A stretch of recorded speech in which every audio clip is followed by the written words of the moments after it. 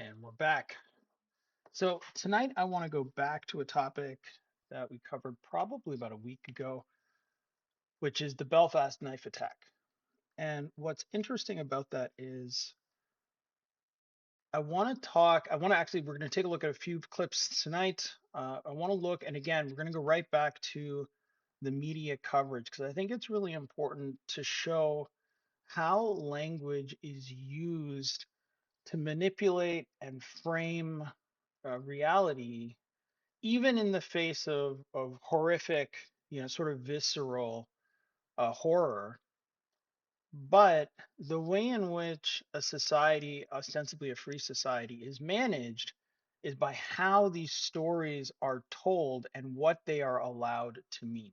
So today we'll look at a few concepts. We're going to talk about what qualifies as violence, how things are framed, what gets moral outrage versus what does not, what is treated as a human action and what is treated like a condition of life, like the rain. Um, and so we'll talk all about it, but I don't want to do like a huge intro this time. Let's just jump right in, and we're going to start with the BBC, and let's see how they covered the Belfast knife attack. A shocking knife attack on a Belfast street. A Sudanese man is charged. The attack triggers riots in the city. Families are driven from their homes. I didn't know what to do, what can I do to protect my children. It was terrifying, so I had to escape through the back door with my dog. What happened to that poor man was absolutely disgusting. But what's going on now, there's absolutely no need for it whatsoever. Police stop rioters reaching an asylum hotel. Politicians call for calm.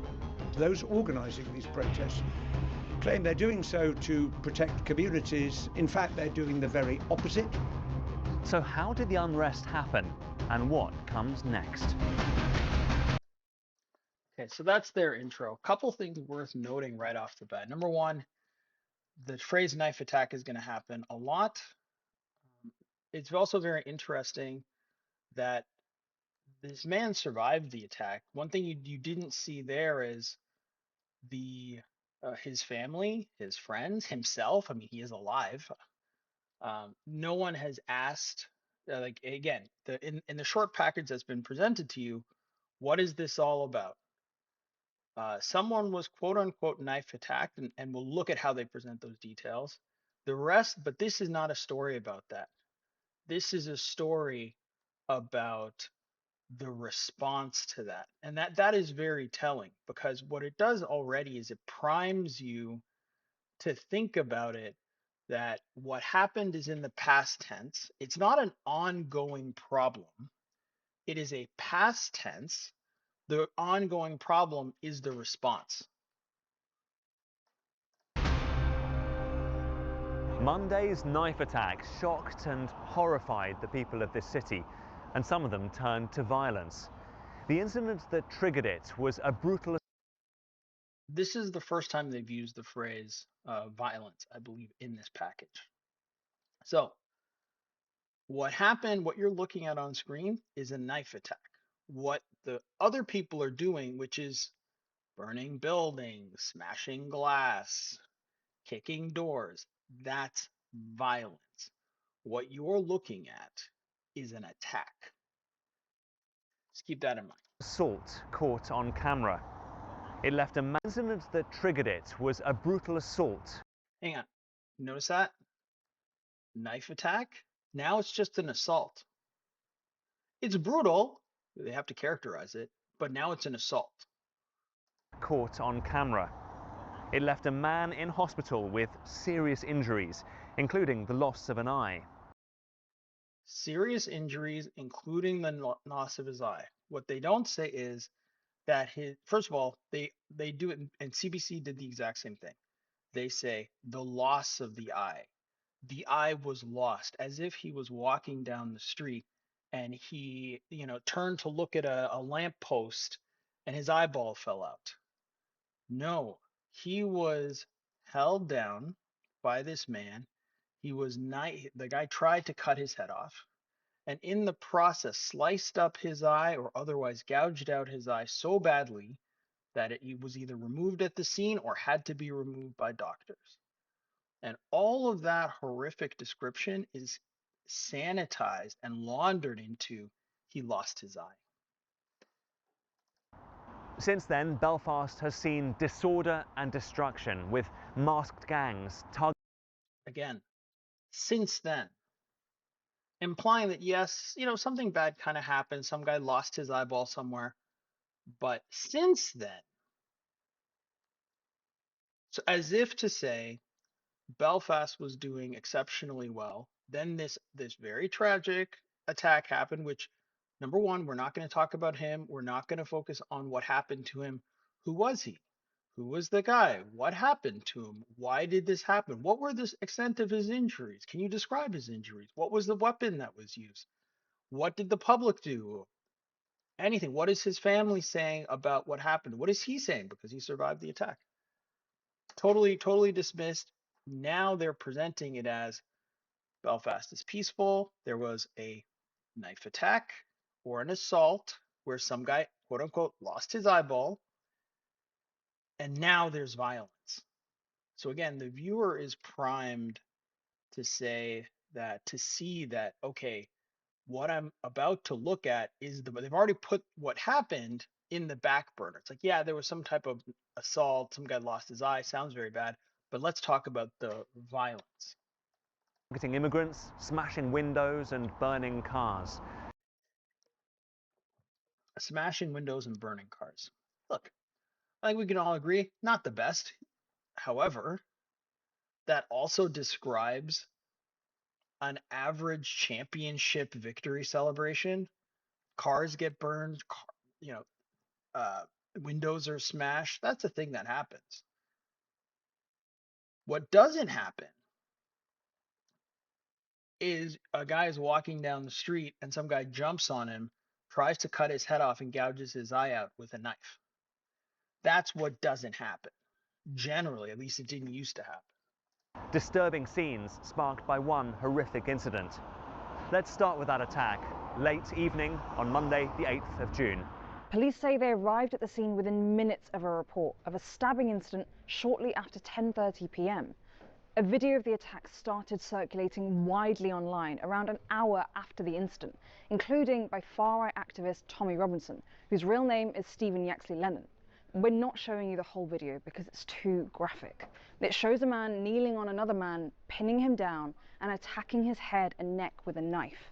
3 people then try to intervene.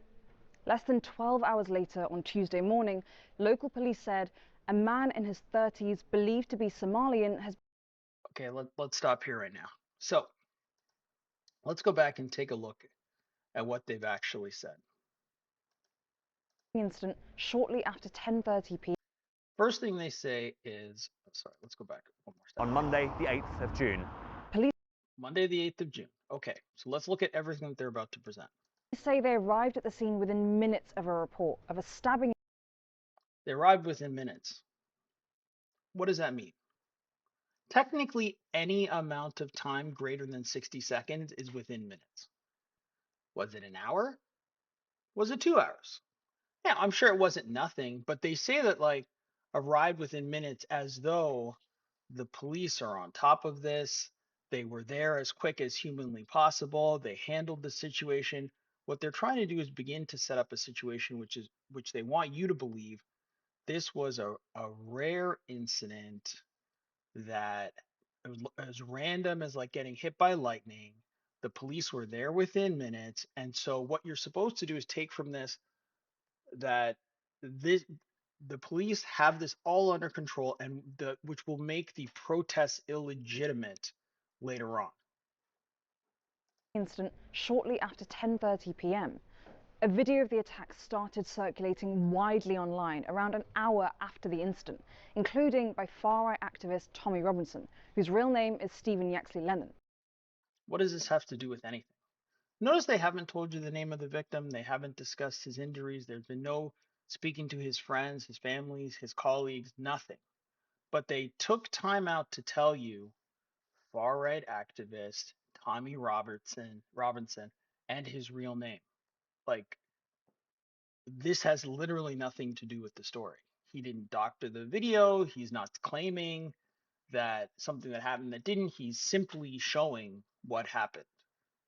But again, what they want you to do is begin to be like, okay, there was an incident. They say it's bad. Okay, we can accept that. But look, the internet, the far right has taken it on. Well, I mean, but and again, why is it presented this way? It's the far right.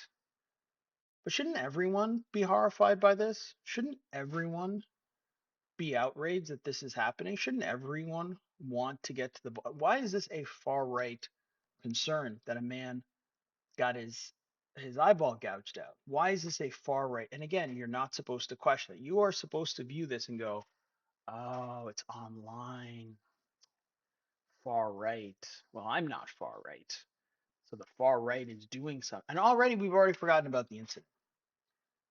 Notice they haven't described the wounds. They haven't discussed the fact people believed he was trying to chop the man's head off. They haven't described the knife.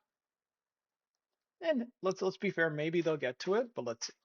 We're not showing you the whole video because it's too graphic. It shows a man kneeling on another man, pinning him down and attacking him. And again, it's one man kneeling on another man.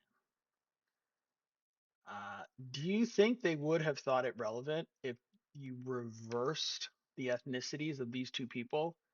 That it showed an Irish man kneeling on top of a Somalian immigrant or Sudanese immigrant. They're going to tell us in a minute. Do you think they would have thought it was relevant? They would have. But instead, it's one man is just sitting on top of another man. Again, the point is to strip the moment of context. Hey, it's just one guy sitting on top of another guy. His head and neck with a knife. 3 people then try to intervene. Less than 12 hours later, on Tuesday morning, local police said a man in his 30s. Notice they don't, at least at this point, they do not talk about the injuries. They do not discuss what happened to him. They don't tell you anything about. They know, by the way, they know who was attacked. They understand all this. They could have done some reporting that, but they don't even bother. He's just a man. You're not supposed to think about the guy who was viciously attacked. They've already moved on. He's believed to be Somalian, has been arrested on suspicion of attempted murder. Just over 2 hours later, the police updated the statement to say the attacker was Sudanese, not Somalian as initially believed. Later on Tuesday, police confirmed they had no information to suggest this was terrorist related. On social media, calls to take to the streets in response. So what have they wasted our time to explain to us? They've explained to us his nationality as if it matters. It does in a way, but not really, other than the fact and to say that he is an immigrant. From where in Africa? Sudan, Somalia, they're not the same country. Does it matter? Absolutely not. And they tell you it's not terrorist related. Okay. What does that do? I mean, I would argue trying to chop somebody's head off in the middle of the street is a kind of terrorism. It may not be political terrorism, but it is a kind of terrorism. Like, you could argue, I mean, because if you want to make the case that that isn't terrorism, then you'd have to reclassify the Ku Klux Klan as not a terrorist organization. So if you're going to say, well, if we lynch you, if we put burning crosses on your house, if we blow up your churches, that's not political. All right, well, okay, okay.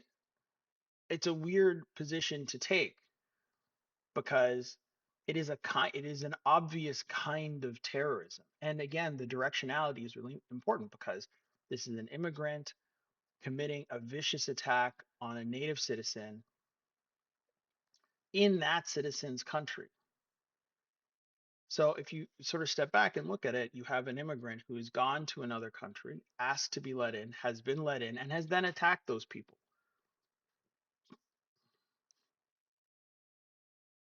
That is a kind of terrorism. That is a kind of terrorism on the population, a kind of frightening of the population. it is political in the sense that it is a kind of mayhem that perhaps isn't coherently understood to be part of a political movement or even a coherent movement, political or otherwise. However, it certainly does register for the people that they are not safe, that people have come, people who are violent, people who are willing to do them harm are now there. That is a kind of terrorism. So the knife attack continued. Police in Belfast began issuing warnings, calling for calm. Please, let the PSNI, let the police do their job. Also on Tuesday, What is the police's job here? Like what is their job? And I say there's no disrespect to the people involved here, but what exactly is their job from their perspective? There was, some guy was getting horribly cut open on the streets. The police arrived. They arrested him. I mean, that's their job. So when he says let the police do their job, that is their job. But that's not the point. The point is, if you're living there, you don't want people coming to the country who are then attacking citizens. So this actually isn't really about the police. It's not really about the police response because the police did the correct action. They captured the guy, they got the victim to hospital, and they charged him with attempted murder. All of that is 100% correct. Those 100% correct. The police technically did their job. But the problem is the police the are not the place for redress of this particular grievance. You do not go to the cops to deal with a problem in policy. And so that is why there are demonstrations. So the idea that let the police do their job should prevent the protests, legitimate and otherwise, not peaceful, and as well as violent, is not is maybe well-meaning, but generally speaking, it's irrelevant because the police cannot address the grievance of the people. Only the government can do that. And so, if the people have a problem with their government, they must protest their government, and that is what's happening. the alleged attacker was charged with attempted murder, and despite the calls for calm that night, the streets were ablaze. So there are calls for calm. Why? This is very interesting, right? They say that there should be calls for calm. Okay. I mean, I think we've all heard that before. Calls for calm. But that will only be effective if the subject for which the protests have ignited is being actively addressed by government. So, a case in point, if you wanted to not have these riots, Keir Starmer could come out and say, well, Belfast is in Ireland. The head of Ireland could come out and say, we recognize that there is a problem. We are mindful of the long list of grievances and concerns, crimes and tragedies that have happened caused by immigrants to Ireland. And we are going to address the issue. We are going to make changes. We are going to do a deportation order. We are going to do a cessation of all new immigrants to Ireland. We are going to any immigrant who's committed a crime will be instantly deported. We are again, attempting to redress their grievance is the only way to avoid what's happening.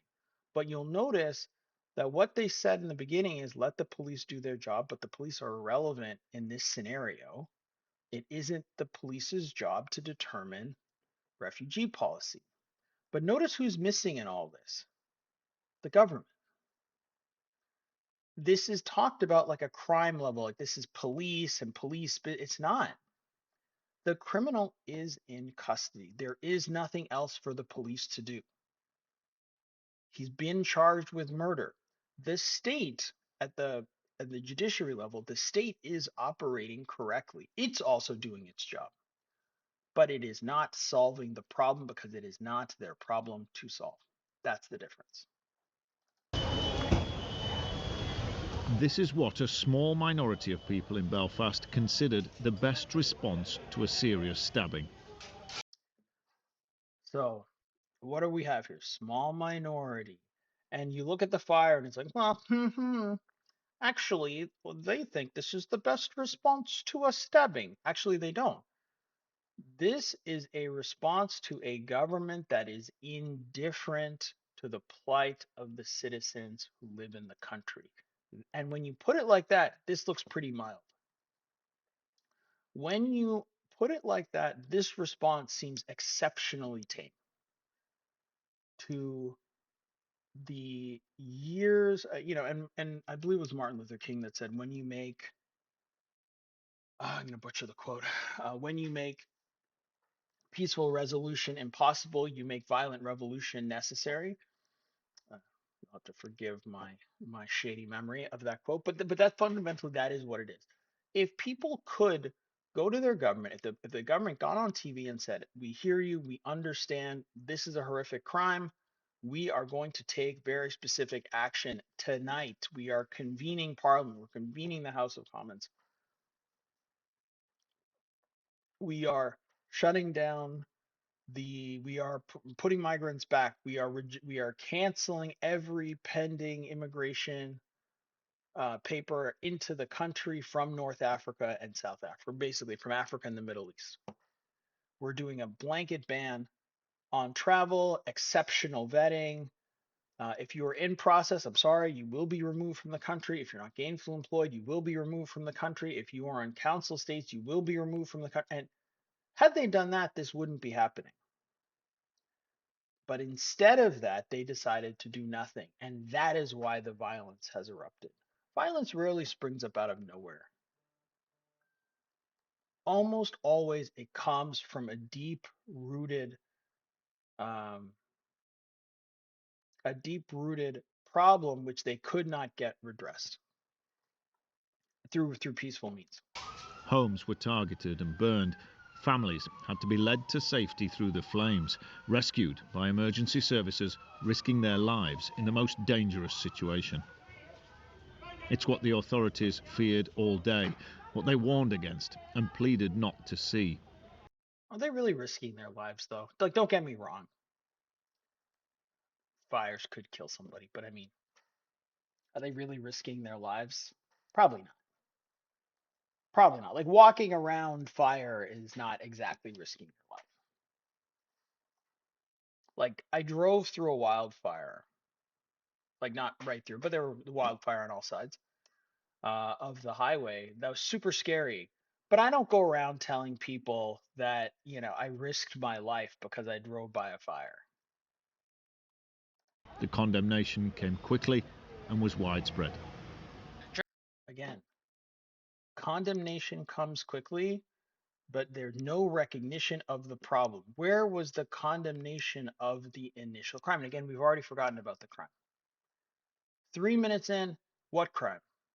The real crime is their response. Driving people from their homes, attacking their property, attacking the police themselves is not acceptable and is not excusable in any circumstance. And I would appeal to people that there's nothing that they are doing now which is going to help the gentleman who was so grievously injured. He has had life altering injuries and is now in hospital. There's nothing that they are doing that is either helping him or his family. Well, what are you doing to help him or his family or to protect people from becoming like him in the future? Also, I'm pretty sure she wanted to say nothing that you're doing is going to help solve the problem. And I can't prove that, of course, but I feel like that's where she wanted to go. And she's like, oh, I can't acknowledge there's a problem. It wasn't just homes. Cars were also torched by... Oh my God, not cars. Not cars. They torch cars? Were there people inside? No, of course not. They were just cars that burned. And again, You can make a case, well, should you really be burning cars? Maybe. Well, not maybe, but probably not. But again, what is the solution? If you say this isn't the solution, doing nothing isn't the solution, what do you want them to do? And if the answer is just keep quiet, and when it's your turn to get stabbed, just try to go limp. Like, what do you want them to do? Young masked men in these predominantly unionist streets. But the target here was immigrants, and the message to entirely innocent families was, you're not welcome. What is the message that gets sent when an Irishman is stabbed up, grievously injured? What is the, and again, notice this. When citizens object to their treatment, when there is a riot, the riot is always about a message. Oh, they did this to immigrant families. There's a message. But when violence is inflicted upon them, there's no message. It's not terrorism. It's not political. It doesn't mean anything. Well, what if it does? What if you took all of these incidents together and what it said was that people could come from other places and live off, your live off your kindness, live off your generosity, live off your empathy, and then attack you, assault you, brutalize you at their will. And the worst you can do is put us in prison. The worst you can do is put them in prison. And even your prisons would be better than maybe some of their lives that they lived in their home country. And again, it's probably not for life anyways. And in the early days, there were all these accommodations, which there still are in some cases where it's like, well, we shouldn't, maybe he didn't understand, he didn't know. There's all these excuses. I think that era is going away, but certainly that was a big part of it.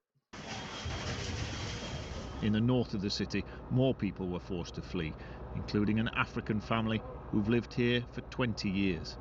Oh my God, an African family. Say it ain't so.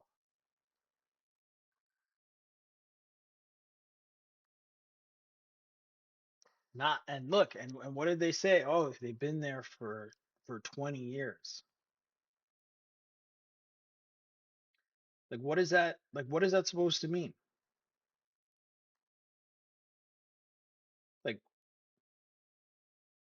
Like what what does that matter?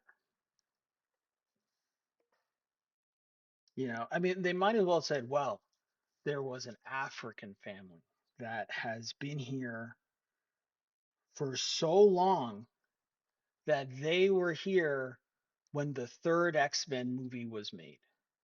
When Last Stand came out, these Africans were here. Like, what is that? Like, who cares? Also, not for nothing, but 20 years was not that much time. If that's the best you got, 20 years is not that much. You could say, well, they've been here for 2 generations. Okay, that's at least somewhat relevant. But to be like, they were here the last time Hugh Jackman played Wolverine before the last Deadpool movie. It's like, yeah, it's great. Who cares? Northern Ireland's First Minister, Michelle O'Neill, said in a statement, groups of masked men burning families out of their homes is nothing less than disgusting cowardice. This has nothing to do with community, she said. This is outright thuggery. Do you think she'd say that? Do you think there's a similar quote by her about the assault on this man?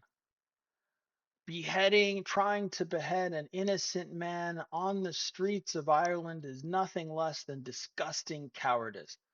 This has nothing to do with racism. This is outright thuggery. Do you think she'd ever in a million years say that? Absolutely not. Despite officials pleading for calm, crowds... Again, officials pleading for calm, but what we don't hear is officials discussing how to address the problem. pleading for calm is all well and good if it comes along with, we have heard your complaints, we have heard your voices, we are going to redress your grievances. If you're not going to do that, just saying, please be calm, is asking people to submit to their unfair and inhumane conditions. And history has shown that most people are just not going to do that. Started to gather in some places in the early evening. On Newtonards Road, around 150 masked men blocked traffic, then set fire to bins, making burning barricades. A bus had to be abandoned and was then engulfed in flames. Firefighters came but didn't approach the crowd.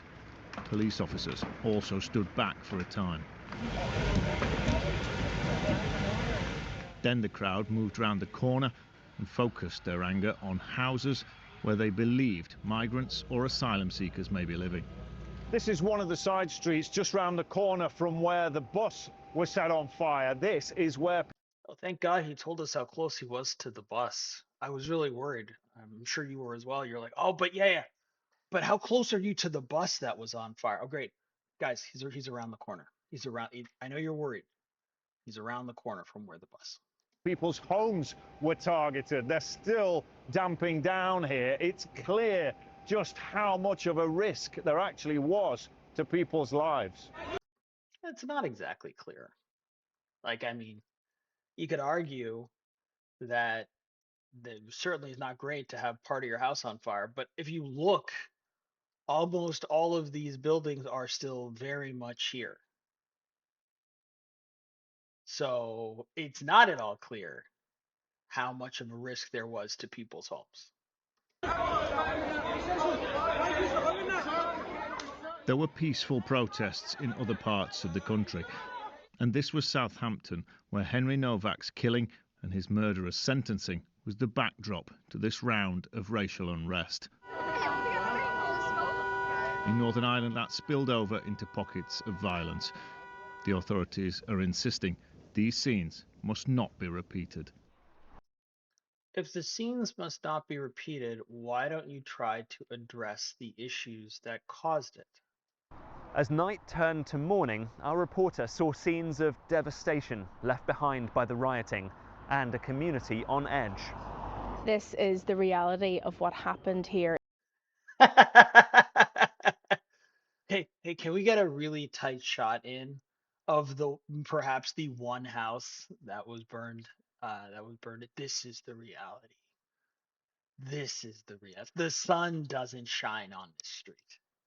It's like literally one house. And again, I'm not saying people should be burned out of their house. I think the government should redress grievances so that this isn't as big an issue, so that these things don't happen, that the government has to redress grievances. But it's very funny that she's like, this is what happens. Look, I'm in front of one home. It's on fire. No, it wasn't. In East Belfast last night, homes completely burnt out and destroyed. These two cars were set. That's so funny. Because if you look, it's like she says homes. But the other houses look fine, actually. Like the other houses look perfectly fine. So it's more like home was set on fire. A light at the side of the road here last night, which meant this house caught fire. The woman inside has a 7-year-old child. She told me she had to flee to her sister's house. And Stand corrected. There were two homes. So she's right. There were homes, plural. Selm has lived in East Belfast for 13 years. He's now...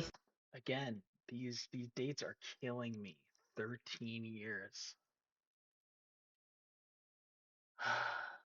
Like, what is that supposed to mean? It's like, before Thanos snapped the universe, these people were here. You're like, Jesus Christ. All right. We're all very impressed. thinking of leaving. I was devastated, horrified. I didn't know what to do. What can I do to protect my children? Police said they... So, were you horrified when that guy got his head chopped off? Were you horrified when they sliced his eyeball open? Again, notice this. They never say to to people, like, are you horrified about what someone from your community did? And it's like, no, it's never that. It's always the response is bad. And this is the thing, because it's like people might say, well, you're not a white person, like why would you care about this? Well, actually have a very strong vested interest in making sure that nobody like me, who looks like me anyways, um, commits horrific crimes. I actually have a super strong, very vested interest in making sure that that is the case. And you can say it's totally self-interested, and that's fine.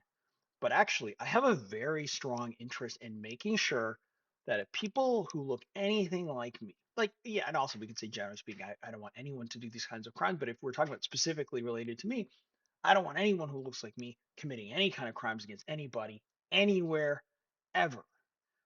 If I lived in this community, I'd be furious with that guy.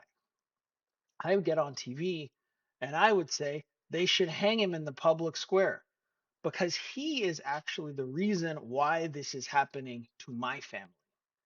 It is people like that. The Irish people are upset. Who wouldn't be upset? And they're coming at me. They don't know me. They don't know my situation. They don't know that I'm not like that. They don't care. They're upset, and I get it. But the real problem is these people who are coming are out of their fucking minds. And the United Kingdom, Europe generally has to stop bringing them here, because you bring these people here, they're out of their minds, they hurt people, and then there's a general backlash against everyone else. And if the BBC actually cared about immigrants, they would be pushing for the government to have very strict vetting rules to make sure people who come here are not a danger. That would help me, because I'm not a danger and I want to be able to stay. But how can I stay if there are people who look like me who are committing these kinds of horrific crimes? Rescued a number of families from their burning homes, one of which had a baby as young as 2 months old. Last night was an act of self-harm. I've seen these guys before because I covered this last week. But I like the fact that the guy on the left is usually looking down, and in my mind, I like to think he's like, why do I have to? Why have I agreed to this? Why have I made all the compromises that I made? Why did I give in to the endless empathy and complaints? We could have just had a proper society with rules and laws. But I might be projecting. By the people involved against the incredible communities in Northern Ireland. This has got to stop. We cannot have a society that allows this to happen. How can you have okay, so their concern is you cannot have a society that allows these protests and burning of houses to happen. But how can you claim to have a society where someone can be walking down the street 1 minute and then some crazed lunatic is trying to chop his head off in the next? How can you have that society? And so what they're again asking the people of Ireland to accept, that their society is one where they can be assaulted at any time. And yes, the police will show up quickly. They'll put the guy who assaulted you in prison. They'll try him for murder. Maybe they'll keep him for life. But you will be damaged and you will never get justice, real justice. And that will happen to you and your family. And that this is just the price you have to pay for living here, but not being rich enough to protect yourself from the people that your government imported. And if that isn't tyrannical, what is? We have to make a stand. So please, no more. As the condemnation rang out over the rioting, Again, condemnation over rioting, not a peep about the stabbing, the blinding, not a word about that. All of the condemnation is about the rioting. the suspect accused of the stabbing appeared before Belfast Magistrates Court. 30-year-old Hadi Al-Udid was remanded in custody. But that did little to change the atmosphere in the city, where our reporters saw shops closing early for fear of a second night of violence. Rush hour has come early in. Why would that have any impact? Again, why would that have any impact? What is the value of that? Because yeah, you're like, oh, hey, but we're gonna arrest him. He's gonna be tried. And so what they're trying to get you to think is, hey, the system is working. There's nothing to do. These people are just hurting other people for no reason. It's not going to achieve anything. They're just mad. But what they're carefully hiding in these reports is the fact that the problem is not solved by one man going to prison. That does not solve the problem. The problem is that man should not have been there. And bringing that man to Ireland was a choice. It is a policy decision. So a policy decision that brought him there, and a policy decision can make sure that a guy like that never uh, comes to Ireland. These are all policy decisions. They're not set in stone. These are not the Ten Commandments. These are policy decisions, and because they're policy decisions, they can be changed. But you can't. But the politicians are not interested in changing them for various reasons. And so the people have no choice but to protest in as violent a manner as possible. And notice, and this is true for almost all protests, they said some protests were peaceful. Did they talk to anyone in those peaceful protests? Did they find out what those people in those peaceful protests wanted? Did they cover them in any way other than to simply mention that they exist? No. So, what is the value of peaceful protesting? It's too easily ignored. And that's why almost all protests, almost all grievances turn somewhat violent. Belfast today. It's only lunchtime now, but the roads are noticeably full of people heading home because schools, businesses and other workplaces have closed early. Public transport stopped too. The city centre was eerily empty by 2 o'clock, with shop windows shuttered and people reflecting on the last 2 days. There's a terrible hush over the whole city. It is very depressing. It is very sad. What happened to that poor man was absolutely disgusting. But what's going on now, there's absolutely no need for it whatsoever. So she at least acknowledges that what happened to him was very bad. What is her solution for solving the problem? And this then is a question they'll never answer, because in order to do it, they would have to acknowledge your framing, which is that there is a problem. But it's going to be very tough to say there's no problem while at the same time saying what happened to that man was horrific. Reminds me of the bad old days, in a sense. The conflict in Northern Ireland. Well, yeah, just these sort of things happened back then. Shops closed early, people were going home early. There's a mood of deep concern. Police, politicians and community leaders are hoping and pleading for a peaceful evening.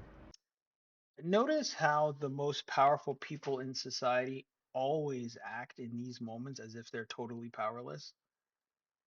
If all those people got together and said, hey, we are actually going to do something about our immigration policy, that would actually do more to quell the violence than making these statements. It reminds me a little bit of back during the BLM era. Justin Trudeau took a knee, and all those American Democrats took a knee to protest the government. And I was just like, motherfuckers, you are the government. That you can't take a knee. You have to address grievances such as they are. But that's your job, is to write policy and address grievances, not to do performative protests. You can't be both the state and the citizen at the same time. But again, once again, it's like all the politicians are asking for calm. They're not interested in what the problem is or what any concrete solutions might be. They just want calm. Guys, I just want to grill. Can you just let me grill? Live from London, this is BBC News. 12 police officers are injured and 16 people arrested following a second night of riots in Belfast. Northern Ireland witnessed disorder. Notice how they use the word disorder. The disorder is the people who are protesting what's happening to them. being stabbed up and your eyeball sliced out of your face, that is not disorder. That is the order. These people are disturbing that order. On the streets for a second night running. This was Glengormley, to the north of Belfast. Lines of riot police battled for hours to hold back a crowd which was trying to reach a hotel housing refugees, just one of a number of addresses on a so-called hit list circulated online of target locations linked to immigrants. Here we've seen this crowd throwing bricks and rocks at the lines of police officers. There have been some bottles and stones that have come over, so that's why this line of police officers has been advancing towards the crowd, trying to drive them back. There are more officers coming in just at the moment, more reinforcements arriving. They've managed to push this crowd around this road and back into that community. This is what was feared, what people were urged to avoid. It was localised, not on the same level as the previous evening, not with the same immediate impact, but still a huge challenge for the police and a threat to peace in these communities. The fear had been all day that this would happen again, that it may escalate further. There is still a chance of that, but there are definitely more officers on the streets tonight. They appear to be more heavily armed and ready to deal with this, and the message seems to be that they're not going to tolerate the sort of disruption and disorder that played out last night, causing so much damage to people's homes. The appeal for calm again came from the family of the victim of the knife attack which sparked this off.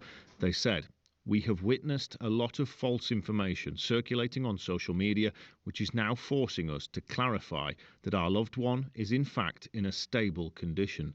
We have been left feeling disgusted by the scenes that unfolded across Northern Ireland in the way." Jesus. Can you imagine? Like, I don't know who wrote this, and I don't know in what context. Probably this state came to them and was like, "Hey, can you say something to calm down the rioters? Only you can help save lives." And they felt guilty and they wrote this. Fine. I'm not gonna give them too much grief, but I think it's very funny. Not funny, but I think it's very telling that they're not disgusted that their son, brother, husband, whatever almost lost his life. Almost lost his life by just a crazy guy on the street. And where they're disgusted is in their own Irish citizens, um, members of their own nation, their own race, we're going to be honest, who are outraged about what happened to them and does not want to see that happen to any other person in Ireland. And yet the family is being used in this way to discredit any attempts to prevent the exact same thing that made them victims. Wake of what happened. We have many migrants who make a deeply valuable contribution to our country, they said. That statement from the family of the victim, Stephen Ogilvie. But the appeals for calm have fallen on deaf ears. Northern Ireland thought it had left the violence of its past behind. But for many, this week had... What the hell does this have to do with North Ireland's violent past? And someone else mentioned the Troubles. This is very different than the problems they had with frigging England. Like, this is a very different situation. But it's all washed over. Yeah, North Ireland, they have a violent history, so what do you expect? Had uncomfortable echoes, attacks now targeting immigrants. And many people, both in Belfast and beyond, just want calm to return. But was calm there in the first place? And this is really how this goes, which is the idea is that the society that has been created that we live in is the order. This is the order. High prices, this is the order. Falling birth rates, this is the order. No marriage, this is the order. Men underperforming, this is the order. This is the order. And anytime people criticize that, challenge that, protest that, that's the disorder. That's the violence. Notice they left you on this scene. What they want you to see is cars on fire. They could have left you with a man holding a knife above another man. But you notice we've already forgotten about that. And also they said his family. I think it's also very interesting they didn't tell us who it was. They didn't say it was his mom. They just said someone from the family. So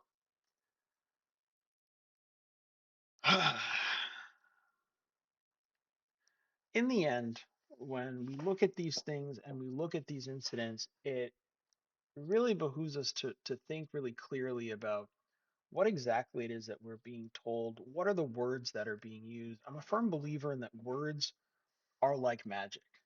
And there's this whole political philosophy around this concept that like words and concepts create kind of realities that people live in, and it creates things like the beginnings of persuasion. It creates things like the beginning of control from a political level, understanding political language, understanding how to really communicate, creates kind of a magical connection between two people who've never met each other, but just through the power of excellent communication and clear communication, you're able to influence a large group of people.